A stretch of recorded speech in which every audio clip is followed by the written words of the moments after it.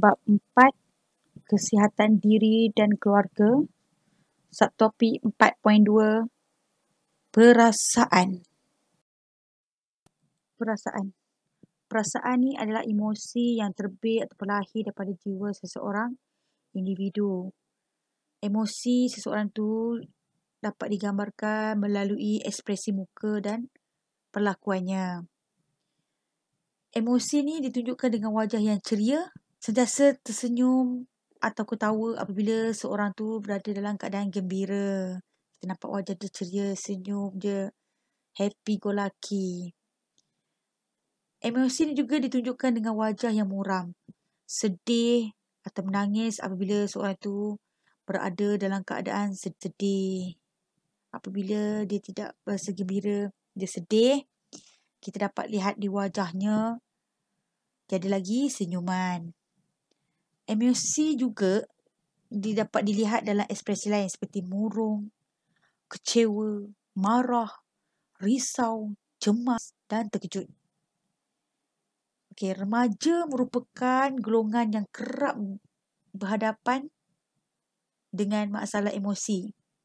Kerana emosi biasanya berpunca daripada masalah-masalah persekitaran, psikologi seperti masalah keluarga, rakan, guru, pelajaran, sekolah, kewangan, percintaan dan sosial. Ianya meluas ya. Remaja mudah mengalami tekanan emosi sekiranya dia hadapi konflik dengan keluarga, rakan sebaya dan guru. Sebab remaja ini dia akan saja satu hari waktu pagi hingga petang di suasana sekolah, dalam suasana sekolah. Jadi dia akan berhadapan dengan rakan dan guru. Remaja ni mudah terpengaruh dengan masalah sosial dan percintaan. Sebab di alam remaja ini mereka akan terdedah dengan pelbagai-bagai cabaran. Lebih lagi di media sosial yang dapat menarik perhatian dia. Remaja mungkin meluahkan keterangan emosi dalam bentuk negatif. Seperti ponteng sekolah, hisap rokok, gaduh, buli, rosak harta sekolah.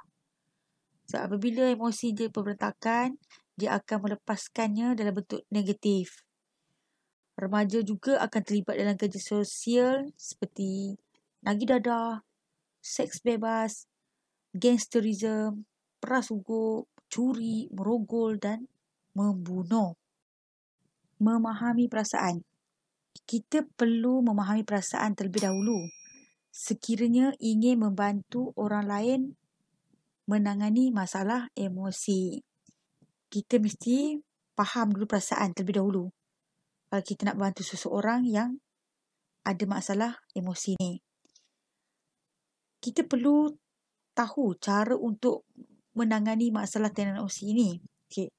Cara untuk menangani tekanan emosi. Pertama, meluahkan perasaan. Meluahkan perasaan kepada orang yang boleh dipercayai seperti ibu atau bapa, guru dan rakan sebaya. Kebanyakan generasi kini akan pilih rakan sebaya untuk meluahkan perasaan sebab dia akan bercerita dengan kawan dia yang dipercayai lah, macam BFF dia. Rakan yang dipilih untuk meluahkan perasaan mestilah punya ciri-ciri pendengar yang baik, bertanggungjawab, empati, bersikap positif, mempunyai pandangan yang bernas dan pandai menyimpan rahsia. Itu yang penting. Apabila kita nak sharing, kita punya problem, kita nak luahkan perasaan kita ke apa, kita kena pilih kawan yang betul-betul tanggungjawab, yang betul-betul kita boleh percayai, yang bukannya tikam belakang. Itu penting. Dia boleh simpan rahsia kita sampai mati. Okey, dengan kita meluahkan perasaan tadi, dia akan meringankan tekanan yang dihadapi. Sebab kita dah berkongsi masalah tu dengan pihak yang kedua. Lepas tu kita dah berkongsi, kita akan mendapatkan pandangan pihak tu bagaimana nak selesaikan masalah yang kita hadapi. Cara yang kedua, kaunseling. Cara ini, kita mesti berjumpa dengan seorang kaunselor yang pakar dalam bidang kaunseling. Kaunselor ni dia dilantik untuk menangani masalah emosi seseorang. Okey, individu yang menghadapi masalah tak perlulah rasa malu untuk jumpa dengan kaunselor sebab segala perbincangan yang dibuat antara individu itu dengan kaunselor tersebut adalah sulit. Ketiga, aktiviti rekreasi. Melalui aktiviti rekreasi ni, badan akan merembes hormon adrenalin dan beta endorphin yang berfungsi sebagai ejen untuk mengubah mood kita. Apabila kita join sesuatu aktiviti, contohnya kita pergi beriadah, pergi hiking ataupun pergi bersukan. Apabila hormon ini dirembeskan, dia akan mengubah mood kita. Masa tu sebelum tu kita rasa sedih. Mungkin dia akan menjadi kita lebih bertukar menjadi gembira. Macam roman pula bertukar. Tindak balas kimia hormon adrenalin dan beta endorphin ini dalam tubuh ni akan menyebabkan seseorang tu lebih rasa tenang lepas dia melakukan aktiviti rekreasi. Okey, sebelum dia tak confident, dia takut kononnya, dia macam ada emosi, ada masalah, dia memang mengganggu dalam diri dia. Dia buat aktiviti, kononnya dia buat abseiling lah. Masa tu, bila dia buat tu, dia rasa dia akan memikirkan perasaan-perasaan, masalah-masalahnya dan dia akan tenang apabila melakukan aktiviti yang disukai itu. Ataupun aktiviti yang dilakukan. Banyak rekreasi yang boleh pergi berkemah, pergilah bersukan, bermain, berkayak ke, memanah, berkuda, bermain basikal untuk orang kata release tension.